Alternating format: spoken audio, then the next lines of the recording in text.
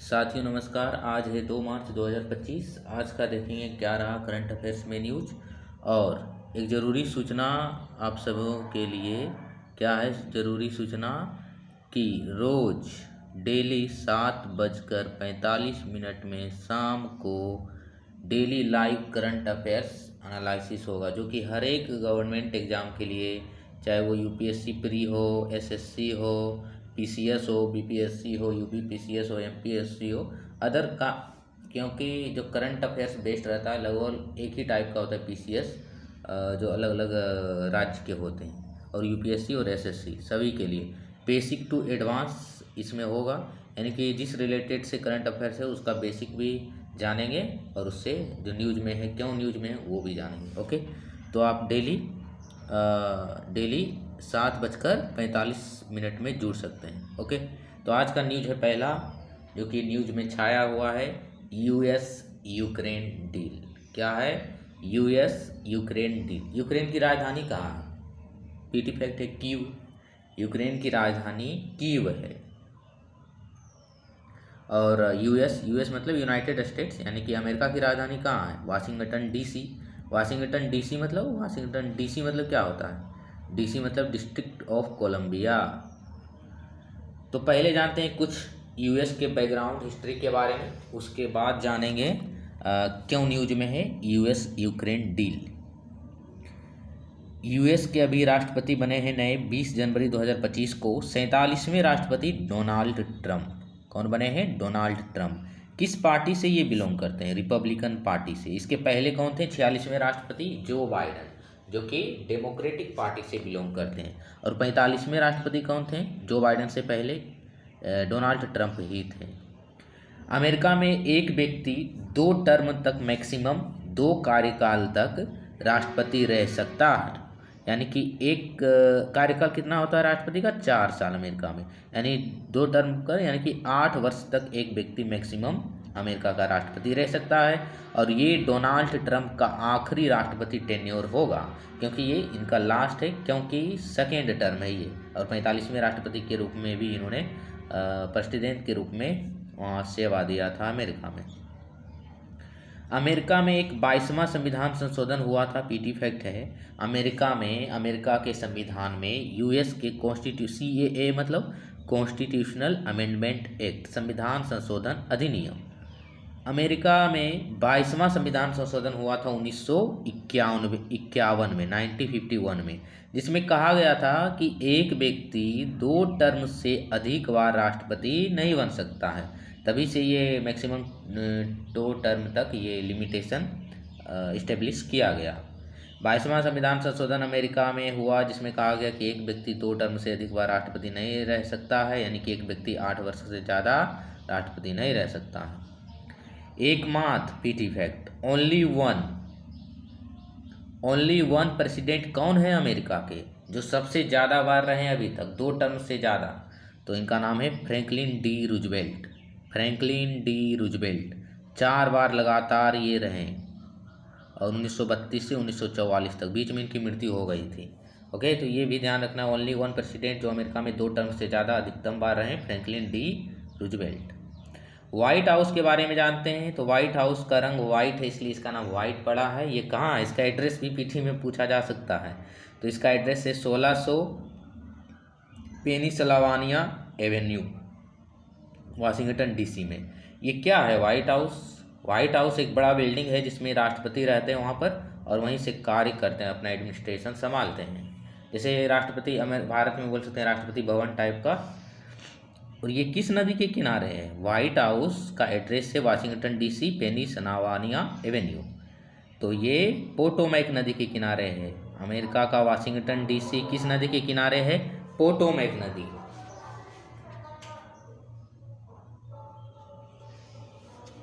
White house किस नदी के किनारे, किस नदी के बैंक पर है? पोटोमैक नदी। ये बहुत बार पूछा गया पीटी में, तो इसको ध्यान में रखनी है। ओके, आगे जानते हैं अब न्यूज में क्यों है। जब डोनाल्ड ट्रंप 20 जनवरी 2025 को शपथ ग्रहण लिए थे राष्ट्रपति के रूप में, तो उन्होंने बहुत सारा इनिशिएटिव स्टार्ट किया। उनका कहना है कि make America great again, MAGA मतलब make America great again, America को फिर ग्रेट बनाना है, इकोनॉमी के क्षेत्र में, टेक्नोलॉजी के क्षेत्र में, सभी क्षेत्रों में। अमेरिका फर्स्ट पॉलिसी है इनका। संरक्षणवादी इकोनॉमी इन्होंने स्टार्ट कर दिया, मतलब कि यूएस में यदि किसी वस्तु का उत्पादन बाहर से कनाडा में कार बन रहा है यूएस का और वो यूएस में सप्लाई हो रहा है, तो ऐसा नहीं होनी चाहिए, वो कार अमेरिका में बनना चाहिए। क्यों हम बाहर से लाएं? तो इसको बोलते हैं संरक्षणवादी इकोनॉमी। ठीक है, टैरिफ लगाना इन्होंने स्टार्ट किया, जिसके कारण ट्रेड वार की कंडीशन उत्पन्न हो गया। यूरोपीय यूनियन के कंट्री में, कल ही यूरोपीय यूनियन के बारे में चर्चा किया था कि यूरोपीय यूनियन क्या है, कितने देश हैं, कब ये बना और कौन देश नहीं है, ये पीटी में पूछा जाता है यूरोपियन यूनियन में। नाटो के बारे में भी कल चर्चा किया था, तो उसको आप देख सकते हैं जाके। चाइना इंडिया पर टैक्स टैरिफ लगाया। WHO, वर्ल्ड बैंक, IMF से कट डाउन हो गया, अमेरिका बाहर हो गया।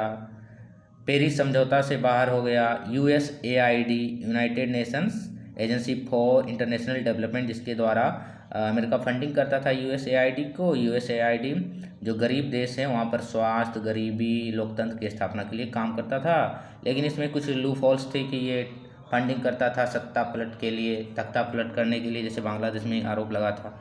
तो ये सब है, इसलिए इसको भी हटा दिया गया। अभी कल या परसों डोनाल्ड ट्रंप ने ऑफिशियली एक वीडियो शेयर किया था, AI क्रिएटेड वीडियो, जिसमें उन्हें गाजा का राजा की संज्ञा दिया गया था। गाजा क्या है? गाजा जहाँ पर अभी युद्ध हो रहा है, इजराइल फिलिस्तीन, गाजा में फिलिस्तीनी लोग रहते हैं, वहाँ पर क्या कहा गया अमेरिका डोनाल्ड ट्रंप के द्वारा कि गाजा को फिलिस्तीनियों से खाली करवा दिया जाए, वहाँ पर होटल बनाएंगे हम, बड़ा बड़ा रिजॉर्ट बनाएंगे, पर्यटन स्थल बनाएंगे वहाँ पर। ठीक है, तो क्या ये उचित है? जस्टिसिएबल नहीं है उचित। किसी जो लोग वहाँ के मूल हैं वहाँ को हम हटा के पर्यटन स्थल बनाएंगे, तो ये उचित नहीं है। तो ये था। तो मतलब डोनाल्ड ट्रंप का कुछ रुख अनिश्चित है, क्या कब क्या करेंगे कोई पता है। इसका मतलब एक बैलेंस अप्रोच नहीं है, ना ही इनका कोई फिक्स्ड अप्रोच है। इनका कहना बस अमेरिका फर्स्ट, अमेरिका का हित सर्वोपरि, इनके मामले में राष्ट्र हित सर्वोपरि है, होना भी चाहिए राष्ट्र हित, नेशनल इंटरेस्ट पहला। तो अमेरिका US डोनाल्ड ट्रंप ने क्या किया? टैरिफ लगाया सबसे पहले, किस पर? यूरोपीय यूनियन पर 25%, चाइना पर 25%, कनाडा पर 10%, और कोटा सिस्टम कि इससे जो सामान अमेरिका में अभी प्रोडक्शन नहीं हो रहा है उसको मिनिमाइज किया कि इससे अधिक आप भेज नहीं सकते हैं सामान, क्योंकि कम सामान रहेगा तो अपने आप प्रोडक्शन करेगा यहाँ की कंपनी अमेरिका में। लेकिन प्रोडक्शन के लिए रिसोर्स भी तो चाहिए, तो क्या अमेरिका में सभी रिसोर्सेज हैं? नहीं है। तो ये भी होता है एक फैक्टर। तो यूरोपीय यूनियन भी इससे उदास है, अमेरिका से 25% टैरिफ लगा दिया। चाइना भी उदास है, कनाडा भी उदास है। भारत पर भी अमेरिका ने कहा कि भारत पर भी हम पारस्परिक टैरिफ लगाएंगे। पारस्परिक टैरिफ क्या होता है? पारस्परिक टैरिफ मतलब जैसे ये US है, ये भारत है। US का कहना है कि भारत किसी निर्यात, भारत से कोई सामान अमेरिका आता है तो उस पर जितना टैक्स लगाएगा इंडिया, उतना ही टैक्स हम US से कोई सामान भारत जाएगा तो उस पर लगाएंगे, यानी बैलेंस टैरिफ, इसी को बोलते हैं पारस्परिक टैरिफ।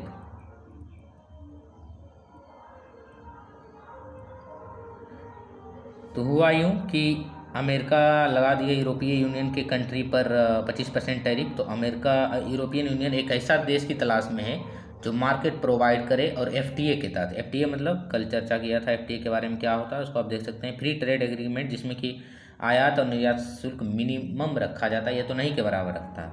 तो इसलिए यूरोपीय यूनियन अभी कल ही इंडिया के साथ वार्ता हुआ था, इस साल के अंत तक FTA साइन होगा यूरोपीय यूनियन और इंडिया के लिए। क्यों? क्योंकि यूरोपीय यूनियन को बाजार चाहिए जहाँ पर इन्वेस्ट किया जाए, जहाँ पर सामान बेचा जाए, क्योंकि US ने 25% टैरिफ लगा दिया है।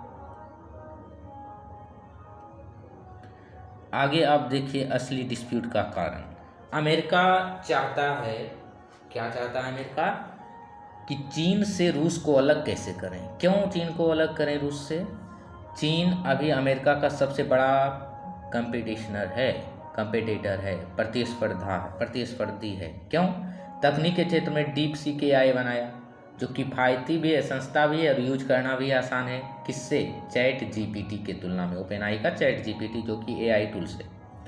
तो ये तकनीक में आगे जा रहा है, हथियार में भी प्रोडक्शन कर रहा है। और एक बात, चाइना के पास क्रिटिकल मिनरल जो है, सेमीकंडक्टर चिप वगैरह, स्पेस टेक्नोलॉजी, रिच से ये रिसोर्सेज से मिनरल से और अलग प्राकृतिक संसाधनों से समृद्ध है चाइना, तो चाइना तो आगे बढ़ सकता है। इसलिए यदि रूस को हम चाइना से अलग कर दें तो चीन को एक अलग थलग देश बन जाएगा। तो इसलिए अमेरिका चाहता है कि से चाइना के प्रतिद्वंदी का सामना करने के लिए रूस से दोस्ती करना चाहता है। तो रूस से दोस्ती करने के लिए पहला आ जाता है इसमें अड़चन, रूस यूक्रेन युद्ध। इसलिए रूस यूक्रेन युद्ध शांत करना बेहद ज़रूरी था। अमेरिका का पहला वही होगा, तभी तो रूस से वो दोस्ती कर पाएगा। और युद्ध जो हो रहा है यूक्रेन से, वो तो अमेरिका की बदौलत ही हो रहा है। हथियार कौन सप्लाई कर रहा है यूक्रेन में? अमेरिका ही तो दे रहा था। 2 साल 3 साल हो गया लगभग, 24 फरवरी को युद्ध होते होते। नहीं तो क्या यूक्रेन अकेले अपने अकेले बल पर युद्ध लड़ पाता रूस से? नहीं लड़ पाता। तो ये भी एक फैक्टर है। रूस यूक्रेन युद्ध विराम पहला है अमेरिका का कंसर्न इशू। तो अभी जेलेंस्की, जो कि व्लादिमीर जेलेंस्की, जो कि यूक्रेन के राष्ट्रपति हैं, और अमेरिकी राष्ट्रपति और अमेरिका के उपराष्ट्रपति जिनका नाम है बेंस, जेडी बेंस, इनके बीच डिबेट हुआ, बहस हुआ बोल सकते हैं। वो भी फालतू टाइप का बहस, कोई उसमें सभ्य बहस नहीं था, सेंसिटिव डिबेट नहीं था। जैसे डिबेट होता है दो मुख्य राष्ट्रपति के रूप में होना चाहिए, वैसा नहीं हुआ। उसमें एक समझौता भी होने वाला था, डील, क्रिटिकल मिनरल से संबंधित डील। यूक्रेन में बहुत सारा क्रिटिकल मिनरल का भंडार है, इसलिए अमेरिका चाहता है कि यूक्रेन से डील हो जाता तो हम टेक्नोलॉजी जैसे एआई वगैरह बनाना, इलेक्ट्रॉनिक व्हीकल बनाना है और अदर चीज़ें जो सोलर पैनल वगैरह बनाना है, तो उसके लिए तो क्रिटिकल मिनरल की आवश्यकता पड़ेगी। तो यदि यूक्रेन से डील हो जाता तो चीन को पछाड़ सकते थे, अमेरिका का कहना था। लेकिन हुआ यूँ, जेलेंस्की तैयार नहीं हुए इस समझौते डील के लिए। क्यों नहीं हुए? जेलेंस्की का कहना है कि रूस यूक्रेन युद्ध तभी समाप्त होगा, युद्ध विराम होगा, जब अमेरिका यदि गारंटी लेता है सुरक्षा का, यूक्रेन की सुरक्षा का। ये तो पहला राष्ट्रीय नेशनल इंटरेस्ट क्या होता है? सिक्योरिटी, सुरक्षा। तो जेलेंस्की का कहना भी उचित है। यदि अमेरिका सुरक्षा की गारंटी लेता है, सिक्योरिटी इंश्योर हो कि यूक्रेन में कोई रूस के द्वारा युद्ध, लोगों को नहीं मारा जाएगा, कब्जा नहीं किया जाएगा टेरिटरी, तो हम आसानी से पीस से युद्ध विराम कर देंगे। जेलेंस्की साहब का कहना है कि 2014 से 2022 तक जो बाइडेन राष्ट्रपति रहे, फिर ट्रंप रहे, पहले ओबामा रहे, उसके बाद फिर राष्ट्रपति रहे थे ट्रंप, फिर जो बाइडेन, फिर ट्रंप आए। तो इस कंडीशन में क्या हुआ, रूस के यूक्रेन के जो पूर्वी इलाका था, इधर वाला एरिया जिसमें क्रीमिया आ जाता है, अलग और बहुत सारे क्षेत्र आते हैं, यहाँ पर रूस ने कब्जा कर लिया है।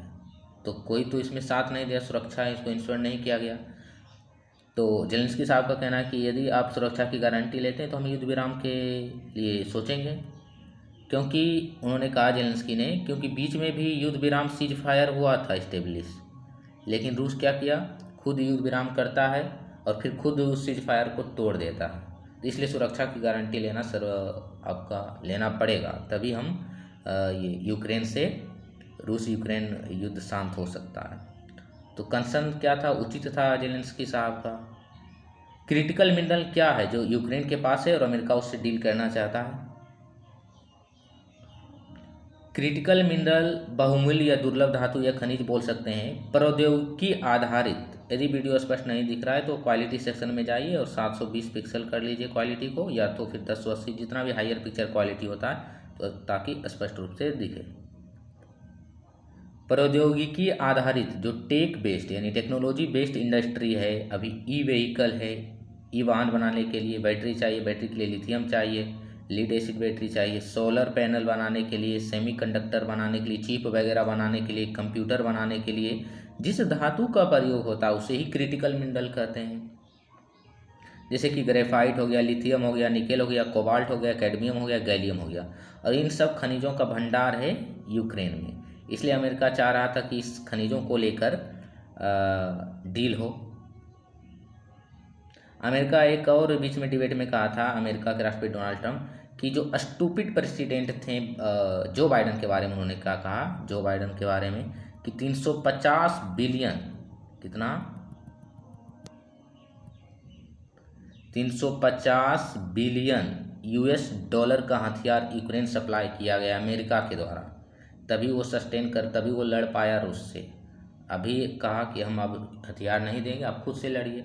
तो इसके साथ आ गया कौन, यूक्रेन के साथ आ गया यूरोपीय यूनियन। यूक्रेन को कहा आप अकेले नहीं, हम भी आपके साथ हैं, कनाडा वगैरह, जर्मनी वगैरह, ब्रिटेन वगैरह। तो एक अलग गुट बन गया यूक्रेन और यूरोपीय यूनियन का। अब देखते हैं आगे क्या होता है वर्ल्ड सिनारियो में, जियोपॉलिटिक्स में। तो ये सब के बारे में तो चर्चा कर लिए। यही नया है यूक्रेन नया विश्व परिदृश्य, वर्ल्ड सिनारियो। यूरोपीय यूनियन और यूक्रेन एक तरफ हो गया, भारत का हित सभी से प्रोटेक्ट होगा। यूरोपीय यूनियन से भी ट्रेड करेगा, यूक्रेन से भी ट्रेड करेगा, यूएस से भी ट्रेड करेगा, क्योंकि भारत का एक ये शांति, हमें शांति चाहिए, हम किसी से लड़ाई नहीं करेंगे, किसी के पक्ष में नहीं, हम शांति के पक्ष में हैं। और शांति तब जेलेंस्की का भी कहना उचित है, सुरक्षा इंश्योर कीजिए, हम शांति करना चाहते हैं, शांति हो जाएगा उसमें यदि सुरक्षा इंश्योर करते हैं तो ये था। यूएस इजराइल रूस से दोस्ती करना चाहता है, यूरोपीय यूनियन यूक्रेन इधर हो गया। यूक्रेन में क्रिटिकल मिनरल है, अभी कल का ही न्यूज है कि यूरोपीय यूनियन कुछ डील करने वाला है जो यूक्रेन में क्रिटिकल मिनरल है उससे संबंधित, जो अमेरिका से नहीं हो पाया। जेलेंस्की वहाँ से उठ खड़े हुए और बिना खाना खाए वहाँ से अमेरिका से ये चले गए यूक्रेन। मतलब डोनाल्ड ट्रंप ने इनको स्वागत ही नहीं किया अच्छा ढंग से, खाना भी नहीं खिलवाया। अगला न्यूज है एनजीटी के बारे में, नेशनल ग्रीन ट्रिब्यूनल। क्या होता है ट्रिब्यूनल? ट्रिब्यूनल को हिंदी में अधिकरण कहते हैं। अधिकरण मतलब कुछ स्पेशल कोर्ट होता है ये, जो स्पेशल केस को हैंडल करता है, जैसे कि स्पेशल केस हो गया पर्यावरण से संबंधित, ठीक है। नेशनल ग्रीन ट्रिब्यूनल, राष्ट्रीय हरित अधिकरण की स्थापना 2010 में होती है। इसे पर्यावरण अदालत, इन्वायरमेंट कोर्ट भी कहा जाता है। किसके तहत? एनजीटी एक्ट 2010 के तहत। क्या एक संवैधानिक निकाय? नहीं। कोई भी बॉडी या कोई भी निकाय या संस्था की स्थापना जब पार्लियामेंट के अधिनियम के द्वारा या एक्ट के द्वारा होता है तो उसे संवैधानिक निकाय नहीं कहते हैं। जिसका वर्णन संविधान में है, जिसका मेंशन संविधान में पहले से लिखित है, उल्लेखित है, या संविधान संशोधन के द्वारा ऐड किया गया, उसी को संवैधानिक निकाय, कॉन्स्टिट्यूशनल बॉडी कहते हैं, ठीक है। तो ये एनजीटी क्या है? वैधानिक निकाय है, स्टैट्यूटरी बॉडी, क्योंकि इसको एक्ट बनाकर लाया गया। ये एक विशेष न्यायिक निकाय है, जुडिशियल बॉडी है, जिसका काम है पर्यावरण से संबंधित मुद्दे या केस को रिजोल्व करना, और यदि कोई कंपनी या कोई व्यक्ति पर्यावरण को नुकसान करता है तो उसको पेनाल्टी जारी करना, फाइन जारी करना, पर्यावरण बात का समाधान करना। इससे क्या होता है, जो रेगुलर कोर्ट है जैसे सुप्रीम कोर्ट, हाई कोर्ट, उस पर दबाव कम होता है, पर्यावरण वाले केस अलग सोल्व होते हैं। इसका क्षेत्राधिकार क्या है? पर्यावरण संरक्षण के लिए काम करना, जल, जंगल, जमीन, वायु कोई भी प्रदूषित किया जाता है उसके लिए सुओ मोटो भी कर सकता है। सुओ मतलब स्व प्रेरणा, अपने से भी डिसीजन या रुख कर सकता है बिना केस फाइल किए, यदि कोई पर्यावरण को नुकसान पहुंचा रहा है तो, ओके। निर्देश दे सकता है पर्यावरण संरक्षण के लिए। तो ये है। हेडक्वार्टर कहाँ है? न्यू दिल्ली में। क्षेत्रीय हेडक्वार्टर है पुणे, भोपाल, कोलकाता और चेन्नई में। सुप्रीम कोर्ट ने यही एक अधिकार दिया था, 2021 में एक ऑर्डर पास किया था जिसमें कहा गया था कि एनजीटी के पास सुओ मोटो का भी अधिकार है पर्यावरण पर्यावरण को प्रोटेक्शन करने के लिए।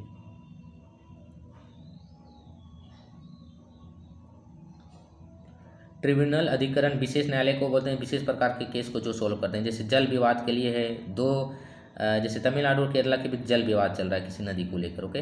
तो ट्रिब्यूनल इसमें inter state river water dispute tribunal इसको सोल्व करेगा। एनजीटी के स्ट्रक्चर की बात करें तो इसमें एक अध्यक्ष होते हैं जो कि सुप्रीम कोर्ट या हाई कोर्ट के रिटायर्ड जज होते हैं, सेवानिवृत्त जज होते हैं, जिसका कार्यकाल, एनजीटी के कार्यकाल कितना होता है अध्यक्षों का? 5 साल या 70 साल। 70 साल यदि उनकी आयु पूरी गई तो हो जाएगा, पूरा हो गया तो हो जाएगा, या फिर टेन्योर 5 साल होता है, जो पहले हो जाए। न्याय से रिलेटेड सदस्य होते हैं 10 से 20 तक। सुप्रीम कोर्ट या हाई कोर्ट के जजेज होते हैं रिटायर। एक्सपर्ट मेंबर में साइंस से, इंजीनियरिंग बैकग्राउंड से, टेक्नोलॉजी बैकग्राउंड से होते हैं 10 से 20 मेंबर। इतना जानने की ज़रूरत नहीं है, बस जाना एनजीटी की स्थापना कब हुई, वैधानिक निकाय है या नहीं, मुख्यालय कहाँ है। एनजीटी के ऑर्डर या डिसीजन को अपील किया जा सकता है सुप्रीम कोर्ट या हाई कोर्ट में, पीटी फैक्ट है ये। एनजीटी पर यदि कोई अपील या केस या एप्लीकेशन फाइल किया जाता है तो इसका दायित्व है, एनजीटी का एक कंपलसरी है कि 6 महीने के भीतर उसको सोल्व किया जाए, रिजोल्व या डिसोल्व किया जाए। फर्स्ट अध्यक्ष कौन थे एनजीटी के? जस्टिस लोकेश्वर सिंह पंत। अभी कौन है वर्तमान में? जस्टिस प्रकाश श्रीवास्तव। एनजीटी दिल्ली में 10 वर्ष, अभी न्यूज में क्यों है, एनजीटी ने कहा कि दिल्ली में 10 वर्ष से अधिक पुराने डीजल एवं 15 वर्ष से अधिक पुराने पेट्रोल एवं सीएनजी वाहन पर बैन लगा दिया गया है वायु प्रदूषण को कम करने के लिए। सीएससी क्या है? Centre for science and environment, NGO है एक, पर्यावरण से संबंधित। अनिल अग्रवाल द्वारा ये स्थापित किया था। अनिल अग्रवाल एक पर्यावरणविद हैं। ये एक सीएससी एक थिंक टैंक है। थिंक टैंक किसको बोलते हैं? वैसे एनजीओ या ऑर्गेनाइजेशन या इंस्टीट्यूशन जो कि थिंक करती है, सोचती है, रिसर्च करती है और उससे संबंधित सरकार को सलाह देती है। तो सीएससी पर्यावरण से संबंधित रिसर्च वगैरह करती है, उससे संबंधित सरकार को निर्देश देती है ऐसे काम करना है। ये अभी सीएससी मतलब centre for science and environment ने यमुना नदी के सफाई के लिए कहा कि एक्शन सही ढंग से होना चाहिए, जो नीति वगैरह है, इच्छा शक्ति होना चाहिए सरकार में यमुना नदी को साफ करने को लेकर। फीकल कॉलीफॉर्म एक बैक्टीरिया है जो कि मलमूत्र से फैलता है, फीकल से, तो इसको नदी में बहाया या प्रवाहित नहीं करना चाहिए। लोगों का जो गंदगी उसमें नहीं बहाना चाहिए। औद्योगिक अपशिष्ट को ट्रीट करके ही नदियों में वो भी कम मात्रा में बहाना चाहिए, तो उसको अलग से प्रबंधन करना जरूरी है। सशक्त पंचायत नेत्री अभियान क्या है? छद्म रूप से नेतृत्व जो करते हैं, जैसे कि एक कोई महिला मुखिया है तो वो वहाँ पर काम नहीं करेंगे, इसके पति जो हैं, प्रधान पति या मुखिया पति का कॉन्सेप्ट यहीं से आया, उसके पति मुखिया बन जाते हैं। कागज़ पर मुखिया ये रहते हैं और व्यावहारिक मुखिया ये रहते हैं। तो इसी को दूर करने के लिए छद्म जो प्रॉक्सी लीडिंग है, प्रॉक्सी मतलब झूठ मूठ का जो लीडिंग किया जाता है फॉल्स में, उसी को दूर करने के लिए सशक्त पंचायत नेत्री अभियान आया पंचायत मंत्रालय के द्वारा, जिसमें प्रधानमंत्री सरपंच पति जैसे कॉन्सेप्ट को, कुप्रथा को खत्म करना इसका उद्देश्य है। नारी सशक्तिकरण बढ़ावा देना है। कारण क्या है प्रधानमंत्री और सरपंच पति का? महिलाओं की शैक्षणिक स्थिति कम होना, पितृसत्तात्मक समाज, महिलाओं को द्वयम दर्जे का मानना, महिलाओं को केवल घर के लिए, काम के लिए मानना। सीतारमन ने क्या कहा कि 11 टोटल 1200 योजनाएं हैं, उसमें 1100 योजना डीबीटी के माध्यम से कार्य कर रही है। डीबीटी क्या होता है भला? डायरेक्ट बेनिफिट ट्रांसफ़र, प्रत्यक्ष लाभ हस्तांतरण। डीबीटी कोई योजना, जैसे प्रधानमंत्री सम्मान निधि योजना के कोई लाभार्थी हैं, किसान हैं, तो जो 6,000 रुपये है 3 किस्त में, उनके डायरेक्ट बैंक अकाउंट में दिया जाता है, ना कि किसी मीडिएटरीज बिचौलियों के बीच। डीपीआर डिस्ट्रिक्ट प्रोजेक्ट रिपोर्ट एक तैयार हुआ जिसमें कहा गया कि असम के कोकराझार से ट्रेन सेवा, रेल सेवा शुरू होगी भूटान के गेलोफी तक। अगला न्यूज है आशा वर्कर के बारे में। आशा वर्कर जो कि ग्रामीण क्षेत्र और शहरी क्षेत्र दोनों में काम करते हैं। आशा का पूरा रूप पूछा जाता है तो इसका पूरा रूप है एक्रेडिटेड सोशल हेल्थ एक्टिविस्ट, मान्यता प्राप्त सामाजिक स्वास्थ्य कार्यकर्ता। आशा कार्यक्रम कब शुरू हुआ? NRHM 2005 मिशन के तहत। NRHM मतलब नेशनल रूरल हेल्थ मिशन, राष्ट्रीय ग्रामीण स्वास्थ्य मिशन 2005 के तहत आशा कार्यक्रम शुरू हुआ था, जिसका उद्देश्य था समुदाय और स्वास्थ्य देखभाल करना, टीकाकरण, गाँव में टीकाकरण करवाना, परिवार नियोजन को प्रमोट करना, मातृ स्वास्थ्य को प्रमोट करना, बच्चों को देखभाल कैसे करना, कैसे स्वास्थ्य जो प्राइमरी लेवल पर स्वास्थ्य सेवा प्रोवाइड करना, हेल्थ एजुकेशन प्रोवाइड करना, जागरूकता फैलाना। कोरोना में मास्क वगैरह आशा के द्वारा वितरित किया गया था, वैक्सीन लगाया गया था और ये WHO ने इसको अप्रिशिएट भी किया था, प्रशंसा भी किया था आशा वर्कर को। ASHA workers ministry of health family welfare यानी कि स्वास्थ्य एवं परिवार कल्याण मंत्रालय के अधीन काम करती है। और एक NUHM 2013 national urban health mission 2013 के तहत आशा वर्कर शहरी क्षेत्रों में भी काम करती है, यानी कि आशा केवल ग्रामीण क्षेत्र में काम करती है? नहीं, शहरी क्षेत्र में भी। आशा का क्या चैलेंज है आशा वर्कर के साथ? फिक्स सैलरी नहीं है, अच्छी सैलरी नहीं है, री स्किल करना बार बार ज़रूरी है, ट्रेनिंग देना स्वास्थ्य सेवा प्रोवाइड करने के लिए, परमानेंट फिक्स सैलरी करना चाहिए। आशा वर्कर के लिए जो एज है वो है 25 से 45 वर्ष और आशा वर्कर्स प्राइमरीली जो मुख्यतः होती है वो महिलाएं ही होती है, ठीक है। और इनका जो क्राइटेरिया है मिनिमम 8 स्टैंडर्ड पास होने चाहिए, 8वां तक पढ़ी होनी चाहिए। सिलेक्शन ग्राम सभा या सेल्फ हेल्प ग्रुप या आंगनवाड़ी के द्वारा होता है, इंटरव्यू के माध्यम से, मतलब सिलेक्शन ऐसे भी किया जाता है। अगला न्यूज है avian influenza bird flu. Bihar के जहानाबाद में कौओं की मौत हो गई इन्फ्लुएंजा ए वायरस के कारण, जिसका स्ट्रेन है H5N1 H5N6। तो बर्ड फ्लू या एवियन इन्फ्लुएंजा ए वायरस के तहत होता है। किसके कारण होता है? वायरस के कारण, विषाणु के कारण। अस्कार्डियन रिदम, अस्कार्डियन रिदम क्या है? मानव, पेड़ पौधे एवं अन्य जीव जंतु की बॉडी क्लॉक। बॉडी क्लॉक मतलब हमारा सूर्य के साथ कैसा व्यवहार है। सूर्य के उगने के साथ नींद टूट जाती है, सूर्य के अस्त होने के बाद स्वाभाविक नींद आना है, तो इसी को बॉडी क्लॉक कहते हैं, जो सूरज के उगने और ढलने पर निर्भर करता है। बॉडी क्लॉक क्या है? सूरज पर हम किस तरह डिपेंड है, हमारा जो फिजिकल एक्टिविटी है सूरज पर डिपेंड है। जितने भी ग्रह हैं उस पर किसी न किसी रूप पृथ्वी पर प्रभाव पड़ता है, तो उसी को तो ज्योतिष बोलते हैं, ग्रह का इफेक्ट ह्यूमन पर पड़ना। 24 घंटे में कब सोना है, कब अलर्ट होना है, ब्रेन इसको मतलब ब्रेन इसको सूचित करता है, दिमाग मस्तिष्क रेगुलेट करता है। लाइट चेंज सूर्य के कारण, तो इसको बोलते हैं बॉडी क्लॉक। हमारा लाइफ सन मून अन्य ग्रह से के रोटेशन या पर निर्भर है। क्लाइमेट अभी तो अध्ययन क्यों न्यूज में है ये? सर्काडियन अस्कार्डियन रिदम, अस्कार्डियन रिदम न्यूज में है क्योंकि कहा गया कि क्लाइमेट चेंज के कारण जब टेम्परेचर वगैरह बढ़ता, हीट वेव आती है, तो इसके कारण बॉडी, इसके क्लाइमेट चेंज के कारण बॉडी क्लॉक चेंज हो जाता है, मतलब सर्काडियन रिदम चेंज हो जाता है। स्लीप डिसऑर्डर, डाइजेशन डिसऑर्डर वगैरह होता है, इसलिए ये न्यूज में था। बॉडी क्लॉक हाइपोथैलेमस क्या है? शरीर का एक मस्तिष्क का भाग है, ब्रेन का एक भाग है जो टेम्परेचर को रेगुलेट करता है, हाइपोथैलेमस ही। इसमें कहा गया कि जो हाइपोथैलेमस में लगभग 20,000 न्यूरॉन्स हैं, नर्व्स हैं, ब्रेन सेल्स, ब्रेन नर्व्स, और ये ऑप्टिक नर्व जो दृश्य नर्व है उससे कनेक्टेड है हाइपोथैलेमस की ये न्यूरॉन्स। तो जाहिर सी बात है सन के राइज होने से, सन के सेट होने से हाइपोथैलेमस से प्रभावित होता है, और हाइपोथैलेमस प्रभावित होने से ब्रेन जब किसी का प्रभावित हो रहा है तो पूरा फिजिकल उसका पूरा बॉडी प्रभावित होगा, इसलिए क्लाइमेट चेंज के कारण ये प्रभावित होगा। WHO ने कहा कि इंसेफ्लाइटिस को पब्लिक हेल्थ इशू माना जाए क्योंकि इसकी केसेस इंडिया में बढ़ रही है। इंसेफ्लाइटिस क्या होता है? Encephalitis inflammation of the brain, inflammation मतलब सूजन, मस्तिष्क का सूजन, कोशिका का सूजन, इन्फ्लेम्ड हो जाना, उसी को इंसेफ्लाइटिस कहते हैं। कारण क्या है? इन्फेक्शन है, ऑटो इम्यून डिसऑर्डर भी हो सकता है। ऑटो इम्यून डिसऑर्डर क्या होता है? जब हमारे शरीर की स्वस्थ कोशिका हेल्दी सेल पर अटैक करती है तो उसे ऑटो इम्यून कहते हैं। जैसे मान लीजिए ये स्किन सेल है, ठीक, किसी का ये हाथ है, यहाँ पर वायरस या बैक्टीरिया का अटैक हुआ हाथ के सेल पर, तो यहाँ के जो इम्यूनिटी होगा इस पर अटैक करेगा, और यदि गलती से वो हेल्दी सेल को पैथोजन समझकर उस पर भी अटैक करेगा तो उसी को बोलते हैं ऑटो इम्यून। इंडिया में मुख्यतः JEV जापानीज इंसेफ्लाइटिस वायरस का प्रकोप है जो कि मच्छर के काटने से होता है। इंसेफ्लाइटिस क्या है ये ध्यान रखना, inflammation of the brain. Chandipura virus पिछले साल न्यूज में था 2024 में, एक रेब्डोविरिडे फैमिली का है। 1965 में ये पहली बार एमर्ज हुआ था महाराष्ट्र के चांदीपुरा गांव में, इसलिए इसका नाम चांदीपुरा पड़ा है। ये भी encephalitis inflammation of the brain create करता है, इसलिए इसका नाम ये भी एक इंसेफ्लाइटिस के श्रेणी में आता है।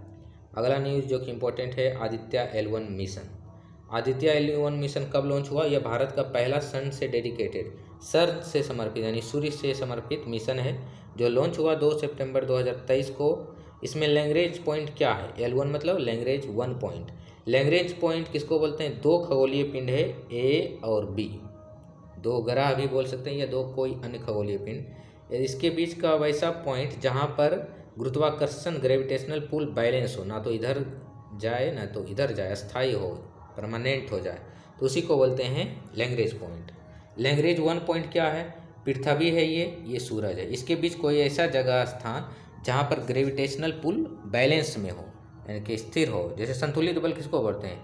एक यहाँ पर एक व्यक्ति है खड़ा, उसका एक हाथ खींचे इधर 5 न्यूटन से, इधर खींचे 5 न्यूटन से, तो ना तो ये व्यक्ति इधर जाएगा ना तो इधर जाएगा, उसी को तो बैलेंस फोर्स कहते हैं।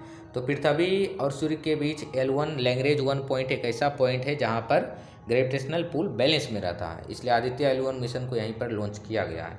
क्यों न्यूज में है? आदित्य L1 मिशन ने सोलर फ्लेयर इमेज कैप्चर किया जिसका नाम है कर्नल। क्या नाम है? कर्नल। अगला न्यूज है, क्लाइमेट चेंज या ग्लोबल वार्मिंग के कारण ताप बढ़ेगा तो ग्लेशियर पिघलेगी। अभी न्यूज में था कि आर्कटिक ग्लेशियर पिघलने से मेथेन गैस उत्सर्जन हो रहा है। बताइए, ये मान लिया जाए बड़ा है ग्लेशियर मतलब बर्फ़ का चट्टान, इसके अंदर पहले से मेथेन दबा है, और ये जब पिघलेगा तो मेथेन गैस रिलीज होगा, मेथेन गैस रिलीज होगा तो ग्लोबल वार्मिंग बढ़ेगा, ग्रीन हाउस गैस बढ़ेगा। ग्लेशियर यदि पिघलता है तो बाढ़ आने की संभावना है वहाँ के निकट वाले क्षेत्रों में। बारहमासी नदियों में पानी की समस्या, जैसे गंगा में पानी क्यों रहता है सालों भर, क्योंकि ग्लेशियर के सोर्स इसका ग्लेशियर हिमालयी ग्लेशियर, ग्लेशियर में ग्लेशियर ही नहीं रहेगा तो गंगा में पानी रहेगा नहीं रहेगा। ग्लेशियर यदि पिघलता है तो मेथेन रिलीज होगा जो ग्रीन हाउस गैस को इम्पैक्ट को बढ़ा सकती है, क्लाइमेट चेंज को बढ़ा सकती है। और ग्लेशियर रिलीज होने से जो ग्लेशियर के अंदर बहुत प्राचीन समय से ही वायरस पड़े हैं, बैक्टीरिया पड़े हैं, वो रिलीज होंगे तो महामारी आने की संभावना होगी। डोरमेंट वायरस जिसको बोलते हैं, इनएक्टिव वायरस। बायोडाइवर्सिटी लॉस होगा, इकोसिस्टम अनबैलेंस होगा। ग्रीन हाउस गैस क्या होता है? वायुमंडल में वैसी गैस जो सूर्य से आने वाली गर्मी हीट को ट्रैप करके रोककर पृथ्वी को गर्म करती है, रखती है, उसी को ग्रीन हाउस गैस कहती है। ग्रीन हाउस गैस यदि बढ़ती है तो सतह का तापमान या वायुमंडल का टेम्परेचर बढ़ता है, गर्मी बढ़ती है। और गर्मी बढ़ेगी तो ग्लेशियर पिघलेगा, ग्लेशियर पिघलेगा तो बाढ़ आएगी, समुद्र का जल स्तर बढ़ेगा, वहाँ के जो मैराइन डाइवर्सिटी है, मैराइन जीव जंतु हैं, समुद्री जीव जंतु, वो उनकी मृत्यु हो जाएगी। अधिक ताप असहनीय होगा, लोग काम नहीं कर सकते दिन में, अधिक तापमान रहेगा। तो ग्रीन हाउस नाम क्यों पड़ा इसका? ध्रुवीय प्रदेश जहाँ पर सूर्य की किरणें प्रॉपर नहीं पहुँच पाती है, जितनी मात्रा में चाहिए उतना नहीं पहुँच पाता, वहाँ पर क्या किया जाता है? खेती का एक नया तरीका अपनाया जाता है। जैसे ये खेत है, यहाँ पर फसल लगा हुआ है, ठीक है, खेत है, तो इसमें सूर्य की किरणें तो आएगी, एक यहाँ पर कवर कर दिया जाएगा ट्रांसपेरेंट ग्लास टाइप्स से, ट्रांसपेरेंट ग्लास से ये कवर कर दिया जाएगा। क्यों कवर कर दिया जाता है? कैप्चर करने के लिए सूर्य की किरणें को। यहाँ तो सूर्य की किरणें आ जाएगी लेकिन रिटर्न नहीं हो पाएगी, ये रोक लेगा और ये फिर इधर रिफ्लेक्ट करेगा ताकि प्रकाश संश्लेषण, फोटोसिंथेसिस ईजिली हो। उसी तरह कुछ काम, और ये हरा, दूर से हरा दिखता है इसलिए इसका नाम ग्रीन हाउस पड़ा, क्योंकि अंदर में हरे बड़े पेड़ पौधे हैं और बाहर में ट्रांसपेरेंट पारदर्शी ग्लास है, तो बाहर से कोई व्यक्ति दिखेगा तो हरा दिखाई पड़ेगा, इसलिए ग्रीन हाउस नाम पड़ा है इसका। इसी तरह बड़े पैमाने पर पृथ्वी पर काम करता है। सूर्य की किरणें आती है पृथ्वी पर, पृथ्वी के समुद्र में, पृथ्वी की सतह पर, पृथ्वी के बिल्डिंग्स पर, पृथ्वी के सड़कों पर, पृथ्वी के सड़कों पर। और यहाँ से क्या होता है, यहाँ से ये रिफ्लेक्ट करती है सूर्य की किरणें, तो ये वायुमंडल की चादर है जिसमें बहुत सारा ग्रीन हाउस गैस है, कार्बन डाइऑक्साइड है, मेथेन है और अदर ग्रीन हाउस गैस है। ये इस ग्रीन हाउस का क्या प्रॉपर्टी है? इन सूर्य की किरणों को कैप्चर करके इसको फिर पृथ्वी की सतह पर लौटा देती है, जिसके कारण पृथ्वी, ग्रीन हाउस का गैस का एक इम्पोर्टेंस है कि पृथ्वी पर एक बैलेंस टेम्परेचर बनाने के लिए ग्रीन हाउस गैस जरूरी है, तापमान सहनीय, नहीं तो इतना ठंडा पृथ्वी हो जाता तो रहने लायक नहीं रहता। लेकिन लिमिट रहना चाहिए बैलेंस में। ग्रीन हाउस गैस, क्या सभी गैस ग्रीन हाउस गैस है? नहीं, क्योंकि सभी गैस में इंफ्रारेड रेडिएशन अवरक्त किरणें को एब्जॉर्ब नहीं कर सकती। इंफ्रारेड रेडिएशन, अवरक्त किरण या विकिरण किसको बोलते हैं? ऐसी किरणें, अदृश्य किरणें को, जिसको मानव आँख नहीं देख सकता लेकिन वो हीट उत्पन्न कर सकता है, ऊष्मा उत्पन्न कर सकता है, उसी को इंफ्रारेड रेडिएशन कहते हैं। जैसे कि H2O हो गया, पानी भी, जलवाष्प भी ग्रीन हाउस गैस है, carbon dioxide, methane, carbon dioxide, methane, nitrous oxides, laughing gas भी कहते हैं, वो भी ग्रीन हाउस गैस है। कौन ग्रीन हाउस गैस नहीं है? ओजोन भी ग्रीन हाउस गैस है, HFC, हाइड्रोजन फ्लोरोकार्बन, CFC भी ग्रीन हाउस गैस है। Carbon monoxide green house gas नहीं है।